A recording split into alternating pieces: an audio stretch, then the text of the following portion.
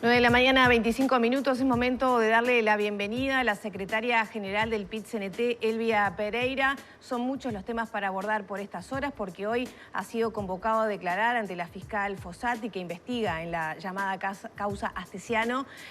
Ha sido citado a declarar a Abdala como testigo por todo lo que surgió de los chats de Astesiano en el día que tuvo el siniestro de tránsito y el seguimiento que se le hacía, pero también lo que se conoció en las últimas horas a propósito de ese pedido de seguimiento a docentes y alumnos del Liceo 41. Y además, bueno, también veníamos hablando de la reforma educativa con el presidente del CODICEN y usted viene del palo de la educación. Primero que nada, bienvenida, Elvia, ¿cómo anda? Bueno, muchas gracias. Buen día a las dos y gracias por invitarme. Elvia, para empezar con lo último que está en caliente porque lo veníamos dialogando con Silva, ¿está en juego el comienzo de clases con la reforma educativa desde los gremios? Bueno, todas las acciones para hacer conocer voces disidentes, discordantes, lo que los docentes y las docentes entienden sobre esta transformación educativa está sobre la mesa. Hoy no tenemos definiciones, por lo menos la Federación de Magisterio lo está discutiendo, no como inicio de cursos sí, inicio de cursos no, sino qué acciones llevar adelante para visibilizar estos impactos de una transformación educativa que está plasmada o está presentada ante la sociedad como algo maravilloso y que en primaria no lo estamos sintiendo, no lo estamos viendo. ¿Qué día van a empezar las clases? El 6 de marzo. El 6 de marzo, cuando llegue el docente al aula, ¿sabe con qué se enfrenta? Y bueno, depende, ¿no? Hoy, tal vez, muchos de los docentes de primaria no sepan ni en qué aula van a estar, porque todavía recién están las elecciones de cargo. Pero digo, con esas horas de capacitación, que en teoría tenían que ver con esta reforma, ¿se puede afrontar un año lectivo? Acá es bien claro, ¿no? El docente y la docente, el maestro de aula, no se forma con un curso de 30 horas autoadministradas como lo que propone hoy el CODICEN en esta transformación educativa. El docente tiene una trayectoria de formación, como en cualquier otra profesión, pero en el magisterio no es que te recibiste y cuando te recibiste, hiciste los 4 años de magisterio, ahí saliste y frente a Laura te las sabes todas. No, te vas formando en capacitaciones permanentes y eso es lo que hace y da fortaleza al maestro de aula. Elvia, si no se nota ningún cambio y no es la gran cosa, ¿por qué están en contra? Es que no se nota ningún cambio, no queremos saber qué es exactamente lo que se propone. Acá hay algo que es estructural, lo he dicho muchas veces desde el inicio de esto. Acá, que hay que cambiar, nadie dice sí o no o se opone por el simple decir me opongo a cualquier cambio. No, hay que cambiar, porque que haya un porcentaje de estudiantes que no puedan continuar la educación, no lo pueden hacer por otro tipo de condiciones, porque no tienen las condiciones dadas. Nos duele a todos, por lo cual ahí hay que tener políticas claras de intervención para que esos chiquilines todos puedan aprender. Por supuesto, de ahora y de siempre. Que hay un porcentaje de pobreza en el nivel infantil es impresionante en el Uruguay. Entonces, ¿no hay que atender eso? ¿O hay que atender solamente el tema de aprendizajes curriculares sin tomar en cuenta todas las otras dimensiones que influyen directamente en el aprendizaje? Elvia, que se cita mucho por parte de Robert Silva y también de otros actores de la educación. En su momento la reforma Rama fue muy cuestionada y uno de esos, por ejemplo, eran las escuelas de tiempo completo, cuando se empezó a manejar esa posibilidad. Hoy por hoy son fundamentales para la vida de los uruguayos, para quienes tienen que trabajar 8 horas y sus hijos necesitan un lugar seguro, donde puedan formarse, educarse. ¿No hay algo de eso con esta reforma también? Salvando las diferencias. A ver, digo, vuelvo a decir, algo que tal vez da miedo, genera un poco de temor. Los cambios, hay algo clave que quiero decir, que son los cambios en educación, ¿se hacen con los actores o fracasan?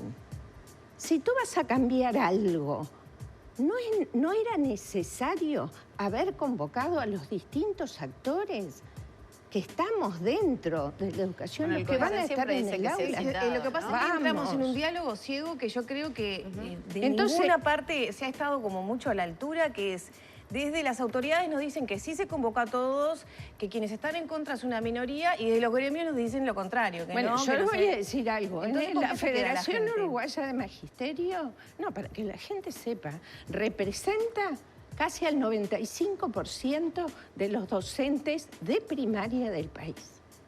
Estoy hablando de cuando nos quieren separar a los docentes por un lado y a los sindicatos por otro, que la gente sepa cuál es nuestra representación. Nosotros no representamos una minoría, que podía ser, es legítimo. No, estamos representando a la mayoría de los docentes del país, que tenemos posiciones distintas dentro del gremio, por supuesto, y por suerte las tenemos. Porque el hecho de tener posiciones distintas nos hace crecer. Ahora, está claro que para hacer una transformación, como se quiere presentar esta transformación... ¿Es con los docentes educativa, o no es? Es con los docentes. ¿Quiénes lo van a hacer? ¿Los mentores en educación media que le van a venir a decir al profesor lo que tiene que hacer? Son los mentores. El mentor es el inspector en primaria. ¿Es la misma figura?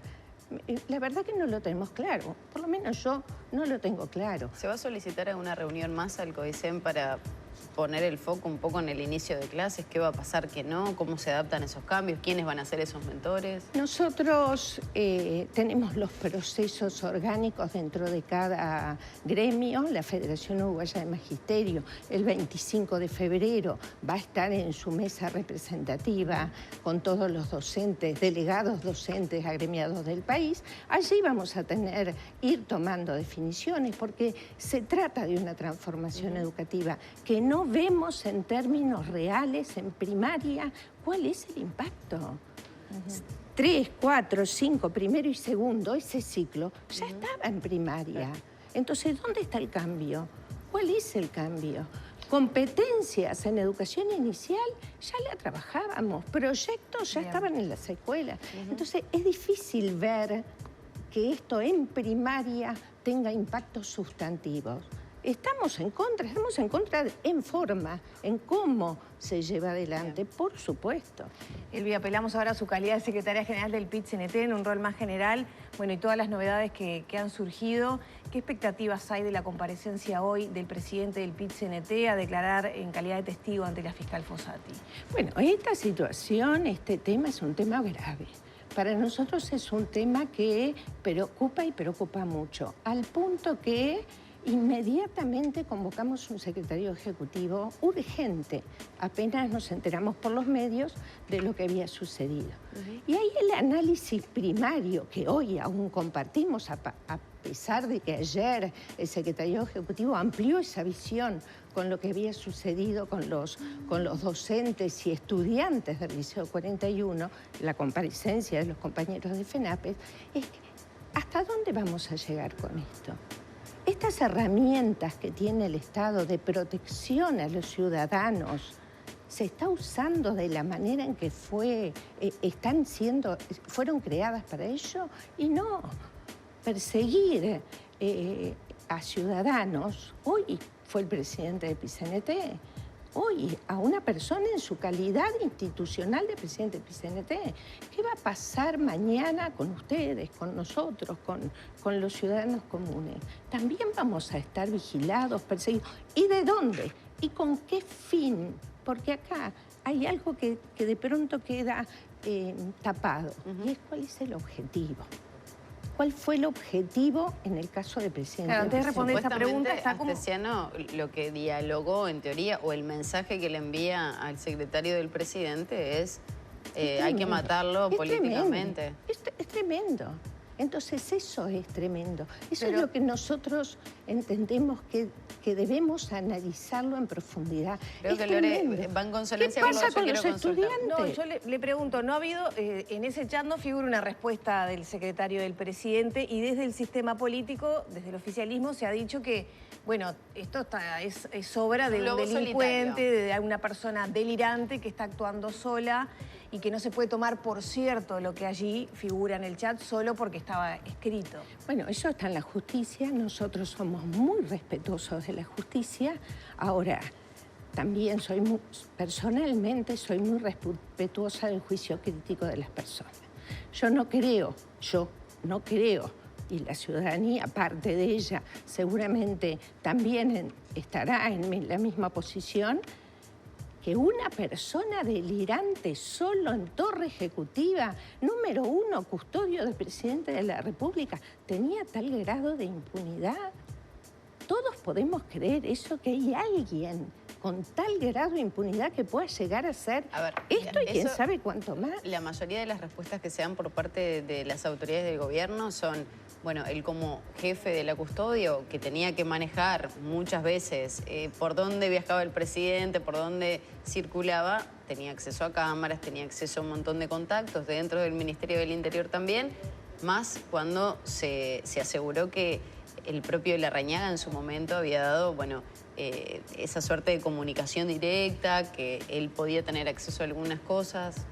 Con alguien ¿No que es un tenía... argumento válido? No, no, yo creo que no. Digo, con alguien que tenía tantos antecedentes y que el presidente dijo no conocerlo. Que expiraron, caducaron en un momento. Está bien, pero los tuvo. No era cualquier persona, no era cualquier... no ocupaba cualquier función. Era quien estaba al lado del presidente de la República, del presidente de todos. Estaba en manos de una persona que es, como dice, nombra Lorena, que está fuera de sus cabales y nadie sabía. ¿Y es una persona sola que hace todo esto? O sea, es muy preocupante. Nosotros ayer en el Secretario Ejecutivo definimos, que vi que lo habían mencionado el profesor Silva, una reunión con Codicen, porque hasta ayer no había habido ningún pronunciamiento de parte del cuerpo.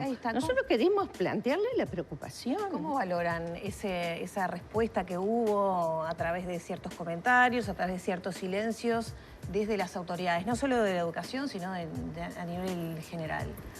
En el tema educación, con respecto al haber pedido la reunión para plantear nuestra preocupación como PIT-CNT al presidente del Codicen. Y bueno, esperamos que nos dé esa entrevista para plantear esta preocupación. Entonces ahí sí, saber de mano qué es lo que piensan, qué es lo que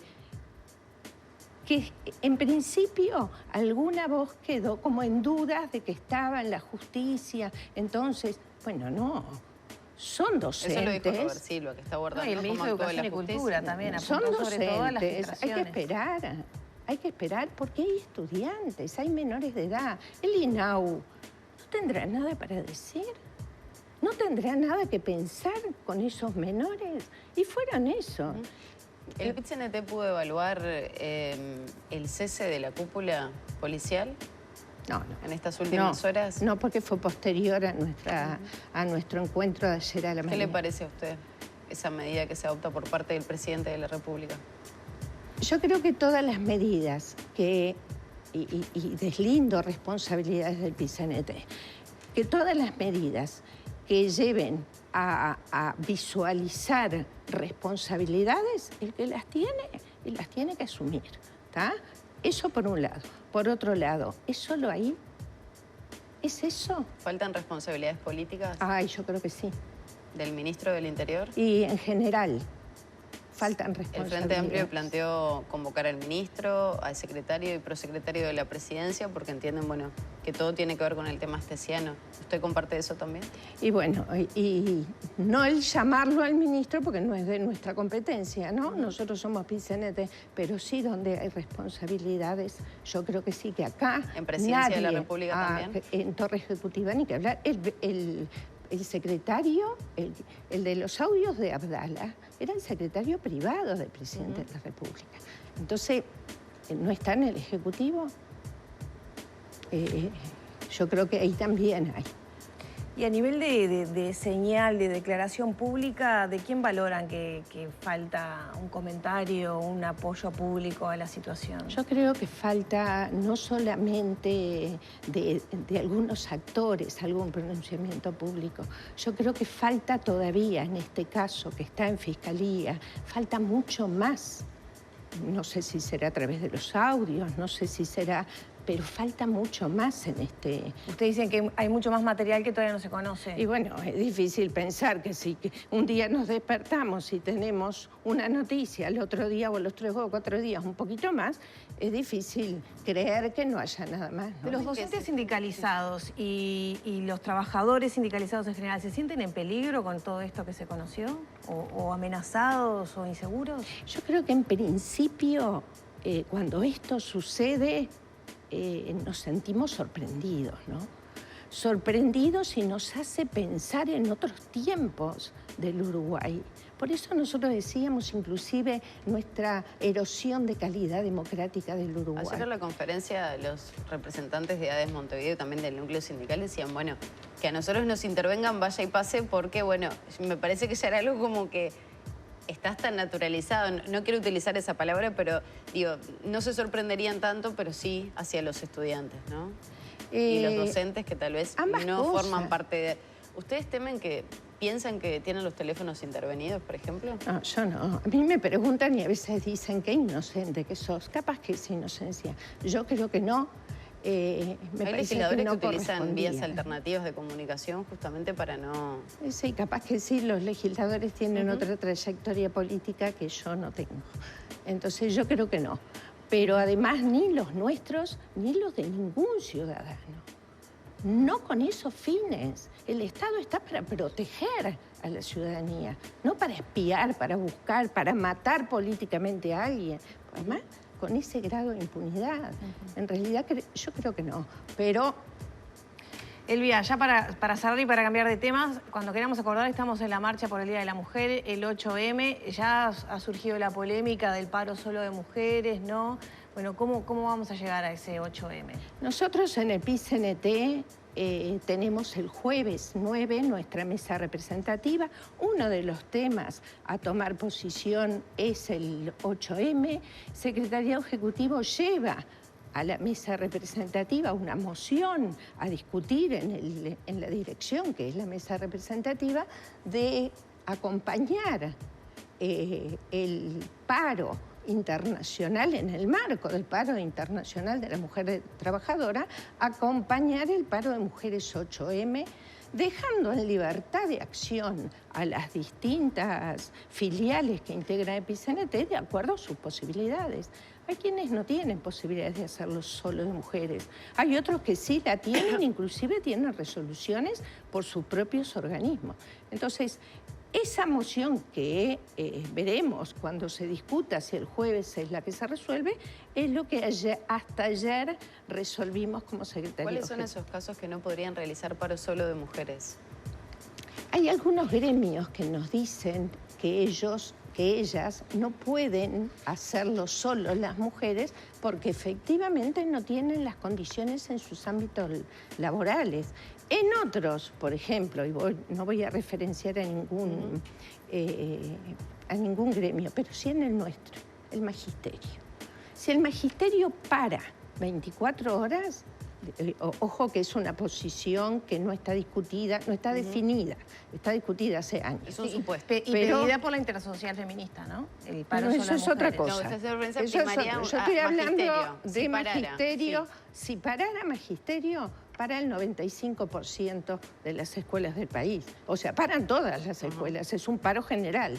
Vamos a dejar a los pocos maestros que hay en el magisterio a cargo de toda una escuela. ¿Cuál es su postura en particular?